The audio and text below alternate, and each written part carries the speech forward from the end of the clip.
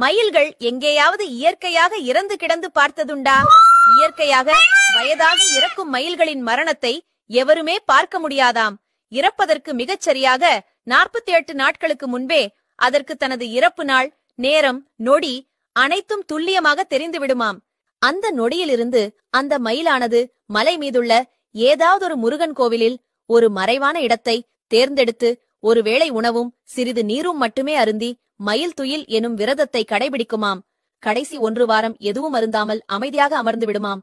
அதனுடைய முடிவு காலம் வரும் நாளுக்கு முதல் நாள் மட்டும் ஒரு கோமாதாவின் கோமியத்தை 7 சொட்டு அருந்துமாம்.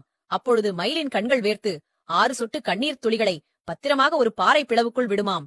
அடுத்த நொடியே அந்த பாறை பிளந்து கொள்ள மயில் அதனுள் அமர்ந்து தோகையை விரிக்க பாறை அதை நெருக்க தன் உயிரை விடுமாம்.